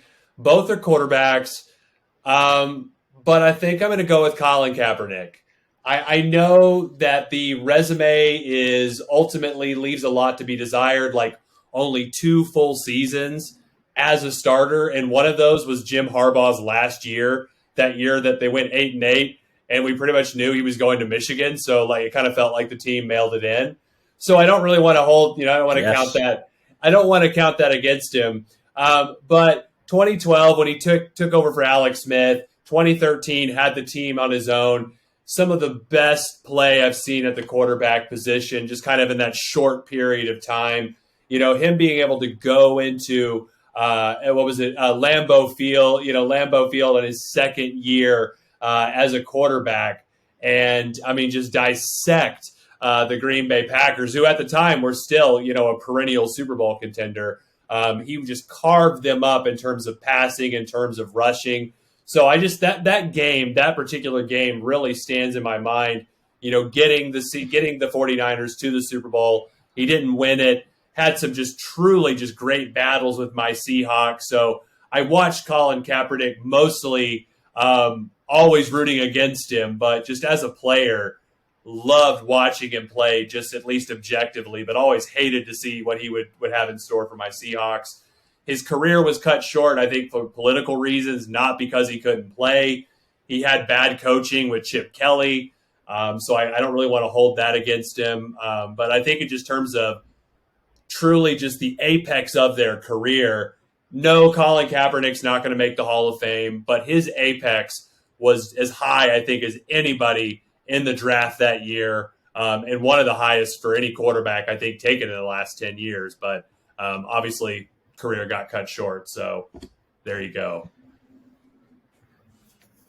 Okay. And that's one thing about this draft. That's interesting. But 2011, all the great players, but maybe one of the most important player, maybe the most important player of a generation came in this draft. Yeah. In Colin Kaepernick and, what he's done. So, this draft will definitely be remembered. We have Cam and his influence, two black quarterbacks, Cam and his influence on the field and off the field, but definitely Colin, you can say a little bit on the field, but definitely off the field, sure, one of the more consequential athletes of this century. So that's a really good pick. And I think we might have butchered this snake because I got 4 guys.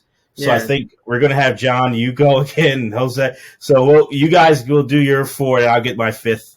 So John, we'll kind of have like a snake. You go back again, John. And you'll have another pick. So you'll get the number 11. Okay, it's back to me. So there's an asterisk with this draft. Yeah, we'll have it back, yeah. As long as we end up with 5 players each, it probably doesn't matter too much. But, exactly. Yeah. You know what? I said I had 2 quarterbacks in mind. I'm going to go ahead and roll with my second quarterback here. I'm going to go with the Red Rifle, Andy freaking Dalton. You know what? He gets a lot of crap for obvious reasons. I think being the only redheaded quarterback out there, he sticks out like a sore thumb. Sure, never was really an elite quarterback necessarily, but he was a 3-time Pro Bowler. He changed the culture in Cincinnati. I think that was discussed earlier. I think, Jose, you talked about that the 2011 draft, getting Andy Dalton, getting A.J. Green, kind of from a culture standpoint, and obviously player standpoint, completely changed the Cincinnati Bengals.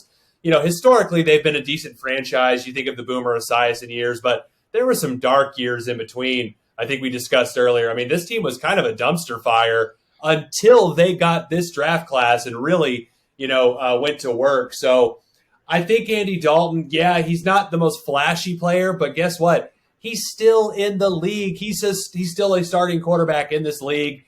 Now, probably debatable about whether that should be the case, but still, longevity, Dalton's still hanging around, and even at his peak, was the starting quarterback, Pro Bowl starting quarterback of a team that had 5 straight winning seasons, a team that is not historically known for winning 5 consecutive, winning seasons. So I'm going to go with Andy Dalton.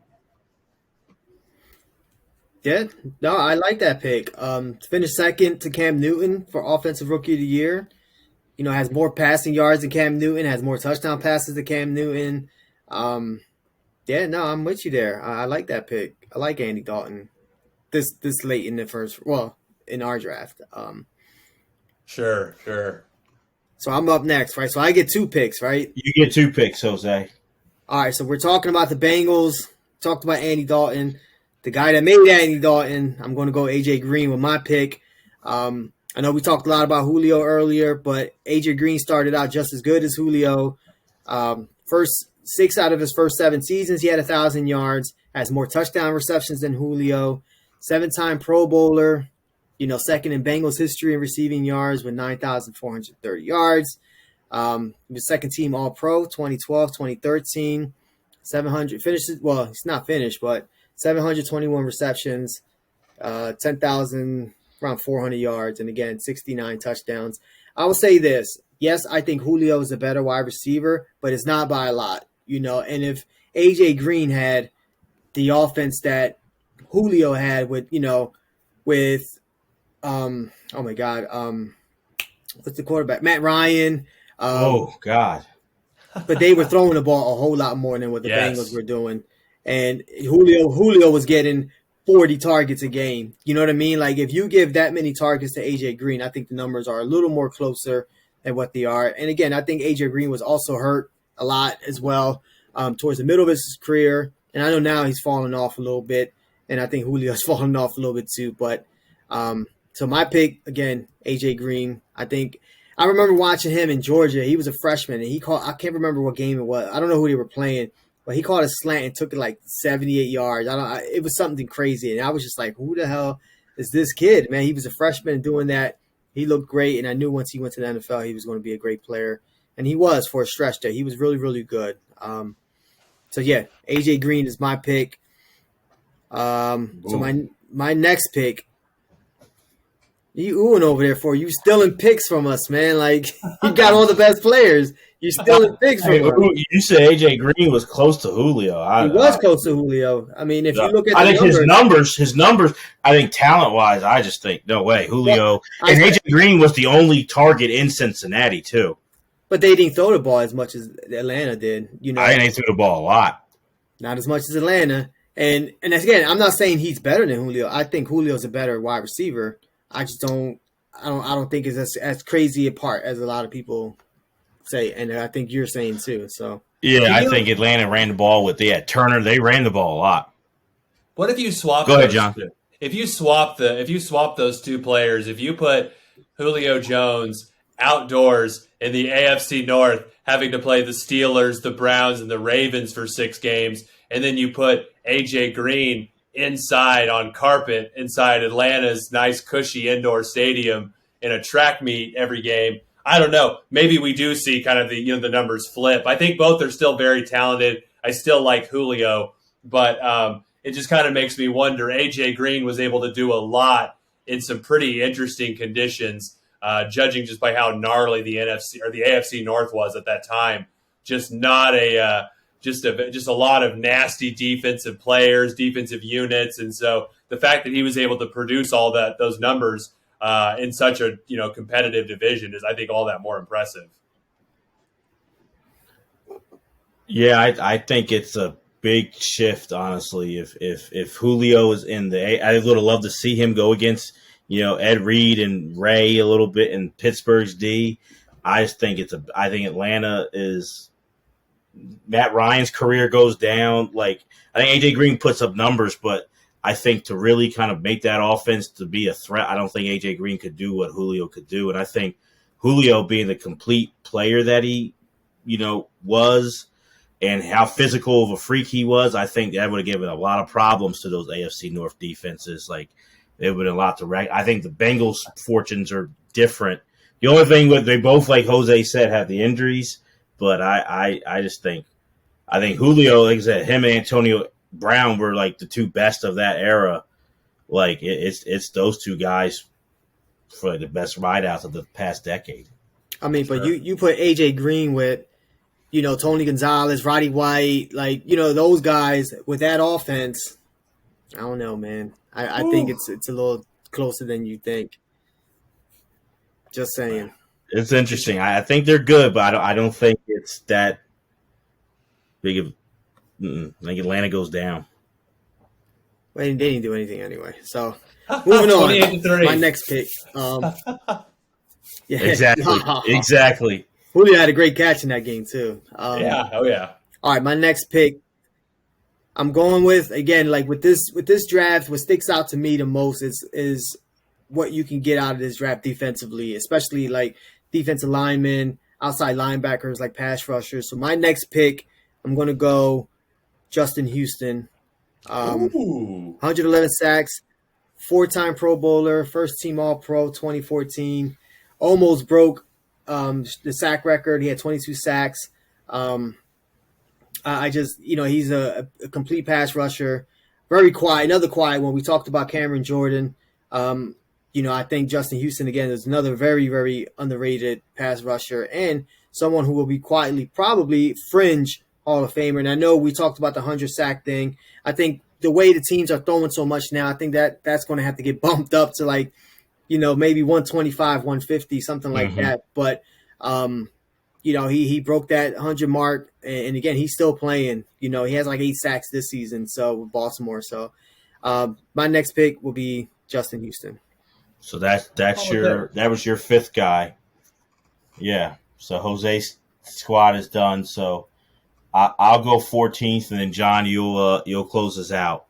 Sounds so good. I have to go with Chris Harris Jr., an undrafted guy. Good pick. But a member of the 2010s All-Decade team, Super Bowl champ, a first-team All-Pro, a second-team All-Pro twice, a 4-time Pro Bowler, and I think was someone who honestly was gravely – I'm glad he got the 2010 All-Decade team in a way. I don't know if – it's a weird thing where I don't know if I would put him on there, but it was kind of nice because he's a player I felt was so gravely underrated throughout his time of how good of a corner he was. So it's weird where I don't know if I feel like he should be on the team, but it's a nice surprise from someone who I felt was very overlooked. But I think Chris Harris Jr., and he was a key to that Super Bowl 50 victory because that rush was great, but that back end was huge. And we all know Peyton Manning's an all-time great, but his arm, he was done at the end. And that defense carried it throughout the year, and definitely in the playoffs. It was the defense that was huge, and Vaughn was a big part of that. But that back end with Chris Harris and those guys, it was huge. And like you said, Talib was there. And I like Aqib, but Chris Harris, to me, the better corner on that team. And I think it's I don't think he's a Hall of Famer, but I think it's someone who was very underappreciated when he played and how good he was this past decade. Yeah, fly zone. No fly zone. Great nickname. So I got to go with, for my final pick, Chris Harris Jr. and an undrafted guy. Yeah, that's a good pick. That's a really good value pick. I like that a lot. Yeah. Well, all right. I'm surprised you didn't go Mike Pouncey. I looked at Pouncey a lot when I was looking at this redraft a lot. I was another guy I kind of wish would have got a little more out of, but all right. So it's on me. This one's tough because I have a few guys in mind. I'm kind of looking at my board real quick to make sure I'm not neglecting anybody. Okay. I think the guy, I'm kind of surprised he hasn't been taken yet, but to kind of echo something that Jose said earlier, this draft, kind of from a defensive standpoint, is pretty well loaded. I think this is one of those drafts that, if you think about positions that were really deep and kind of positions that changed from a draft standpoint, I think the defensive end position really underwent sort of a dramatic change based on this draft. You started to see linemen, defensive ends being described, in terms of their ability to bend.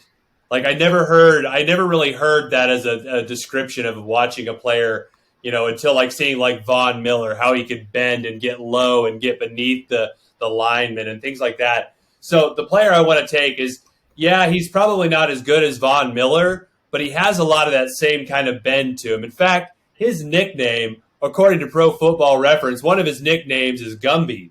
I'm going with Robert Quinn here. I'm going with Robert Quinn at 15.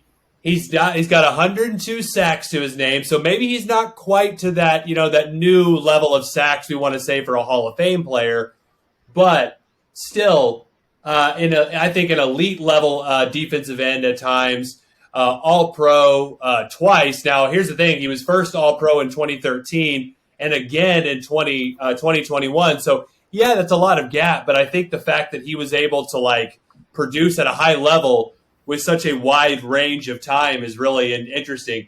He put up 18 and a half sacks in 2021. And if I remember right, I think he led the league in sacks that year. If I might be misremembering that, so you can correct me if I'm wrong there.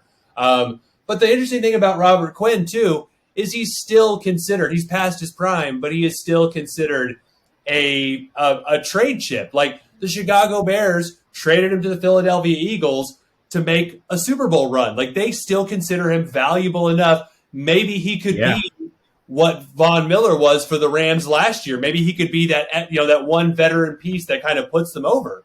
So I think teams clearly still see the value in Robert Quinn, even 11 years later, even with him winding down. So maybe he's drafted. This is the right position for him. Probably not a Hall of Fame level player, but I think getting a player of this quality at 15 is a steal. That's a great pick, honestly. I like that. I had him at 15 as well. Yeah, so makes sense to me. I think that's a great. I think honestly, John, I think that's my favorite pick you have.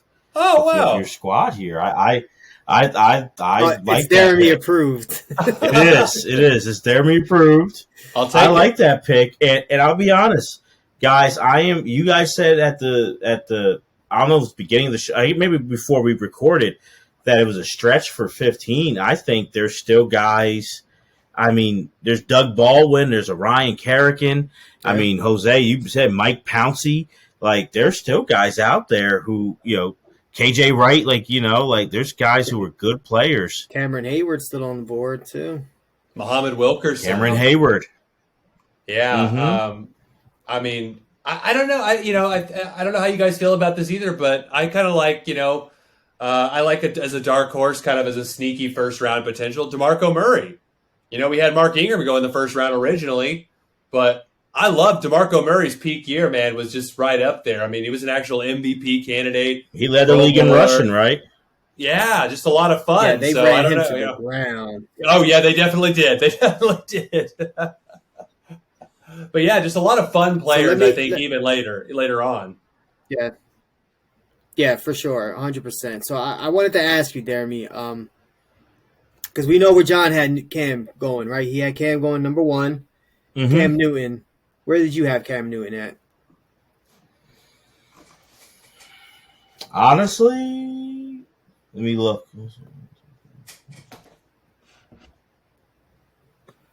I was back and forth between 6 and 7. Wow. I had him at 12. Wow. Yeah. Oh, my God. The disrespect. Yeah. You mentioned this earlier, John. You take away that 2015 season. Sure. Like, you can make an argument for Andy Dalton over Cam Newton, right? If you take away that season. Now, you can't take it away because he had a great, amazing season. And then you had his rookie season, which was a really good season as well. But, I don't know.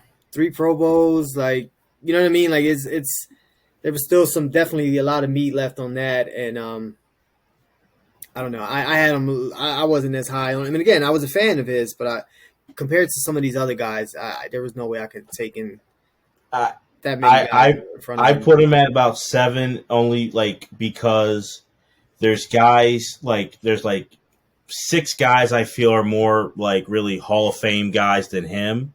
So there's other guys who are like a Tyron Smith or Jason Kelsey.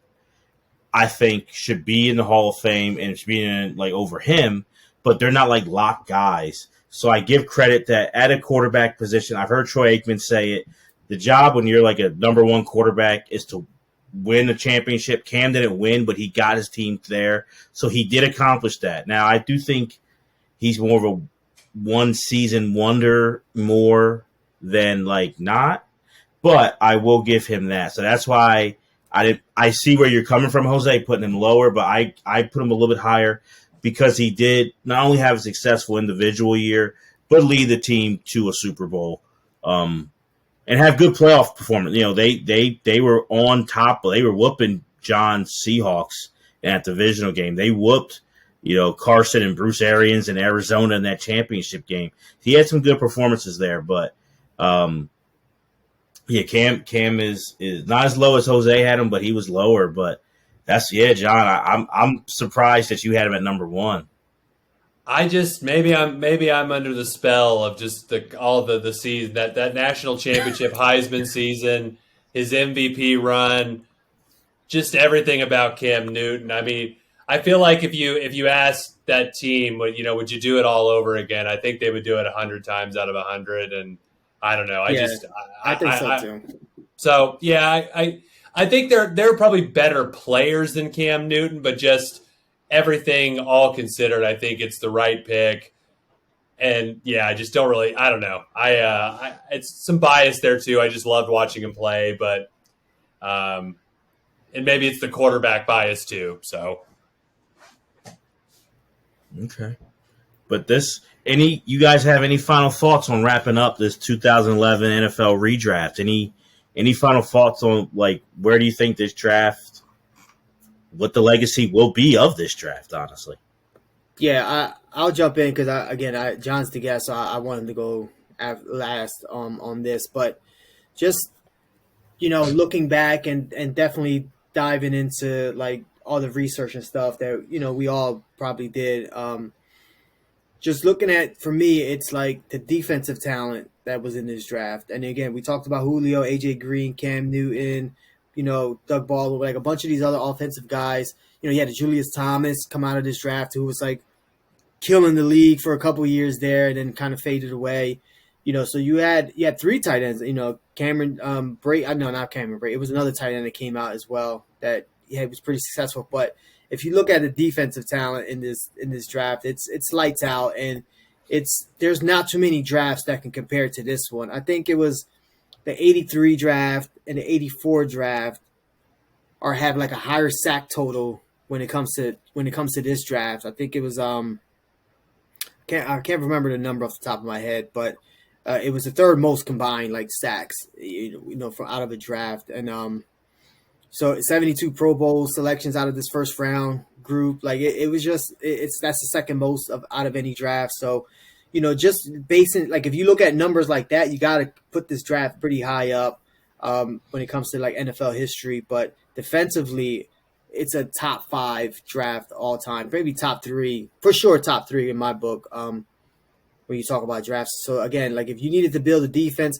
like the Seahawks did, this was the draft to do it. So that's kind of for me what stuck out and where I look at this draft, when it comes to like the total landscape of the NFL. John? Yeah, I think from the defensive standpoint, you're absolutely right. There's just loaded with pass rushers, great linebackers, lockdown corners. I mean, if you needed a defensive player, this was the draft to go to. I think ultimately this draft is underrated.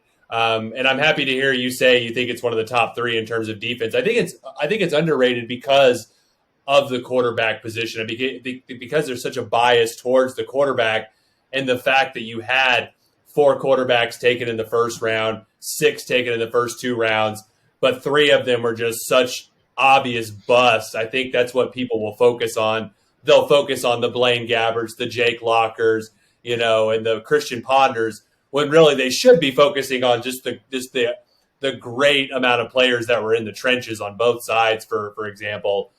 So I think it's a draft that now that we've had a chance to really dig through, absolutely loaded, but maybe at first glance it's a draft that maybe people wouldn't think about as being loaded. So I hope this podcast, for people who listen to it, will maybe reconsider it and give this draft another look, because it's like when you mentioned the stat about the number of players that are on the all-decade team, that's not something I even knew or even necessarily considered. But then hearing that, you're like, oh my gosh, like that stat alone speaks volumes about this draft class alone. So a lot of numbers supporting it, and also just a lot of fun players on both sides of the ball. So I'm going to go with underrated, but I think with the test of time, it's going to be one of the better classes for sure. And I'll say this, I think with the test of time, this draft, it won't, because of the lack of quarterback play, it won't get the 83 draft, but I think it'll be talked about is up there with 83, 04, 89. This is the draft of a generation on so many levels, and we hit on them all separately. But when you combine it, it's like crazy. Where you look at the lockout and the effect it's had on pay for rookies. Like this draft started that. When you have also the Super Bowls that have been affected from, we mentioned, from Chris Harris and that no-fly zone 2015. You look at Richard Sherman, Doug Baldwin, what they were on with Seattle. Malcolm Butler was undrafted, and he affected a Super Bowl outcome pretty big. Jason Kelce is the center for the Eagles in 2017. We know Julio, you guys mentioned that catch he had in that 28-3 Super Bowl. So many Super Bowl. Von Miller and what he's done in 2 Super Bowls, and winning an MVP. So they've affected so many in big parts of so many Super Bowl games. And also we look at we see this change we see in black quarterbacks with Cam, and then obviously what with Colin Kaepernick, and maybe, I don't know, you could say the most important player of this past decade, the most controversial, the most consequential. I think he can be all 3 of those, honestly. And he came out of this draft. So I think with all that said, this draft will be the draft of a generation, because how the NFL looks, how it's dressed, how it's watched, how it's talked about, you can point to 2011. So I think as time goes on, it'll be stuff that you can write books on like you do with the 83 draft. I really believe that. So this is, to me, a draft of a generation. No, I agree, man. I agree. And again, we touched on it at the beginning of the show. These players are so good that they're still, I don't want to say dominating, but they're still playing at a high level. Again, we talked about the Von Millers and, the Cameron Jordans. I think a bunch of guys here that are still playing and playing very well. Just speaks to the talent level that they had in 2011. Again, when I was looking at this draft, I was like, wow, like I can just build a whole defense on here and I'll be just fine. So, no, this was a great topic, John. We appreciate you, bringing this up to us and doing this redraft with us. Oh, of course. Thanks for having me on. It's been a pleasure. It was a lot of fun to go back and kind of go through this, this draft and just get to think about a lot of players that I really liked, and watched playing. That, this is 11 years ago, so I'm 34, so I was, I guess, 23 at the time of this draft. So that was kind of my formative years of watching football. That might have been one of the first years that I had Red Zone. I don't know if Red Zone was around then, or maybe it was like new then, or it was coming around. But so that I think Red Zone hit that year. Yeah. Yeah. That might've been the first year of Red Zone too. So just kind of an interesting change of just how the NFL became more of the modern sport that we know now. So, I had an absolute blast being on here today, so thank you again for having me. And John, we're going to be guest on your podcast soon. Yes. Knowledge Brews Supreme. Yeah. And I just wanted, because I love we're like this where we love, obviously we're sports, but we do pop culture. We love all that, and just tell like the people listening, what your podcast is about, to close this out, and also like anything you have, any guests or episodes you have coming up. Yeah, sure. Thanks for asking me and letting me have a chance to plug my show. Yeah, my show is Knowledge Brews Supreme. And I just wanted to talk with creative people about the creative things they do and the motivations behind that creativity.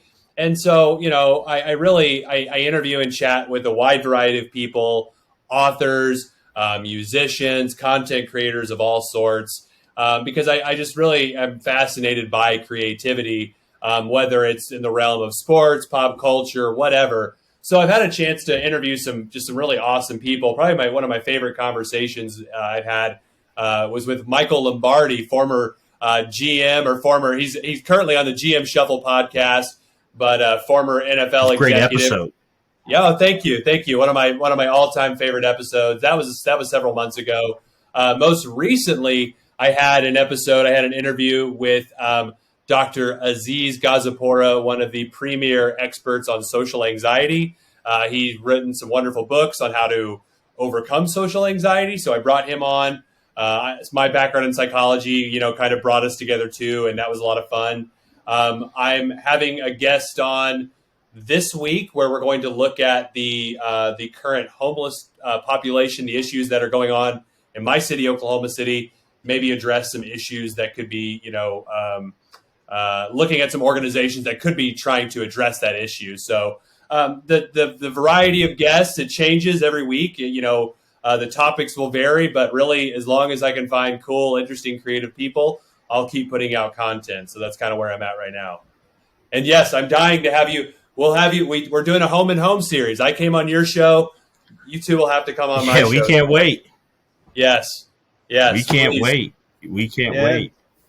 And that's why for people at the beginning, I said this is a renaissance man because that Michael Lombardi episode was a great episode. That was that and the Jeff Pearlman. Jeff Pearlman was a guest on ours too. Yes. Those were the first two I listened to.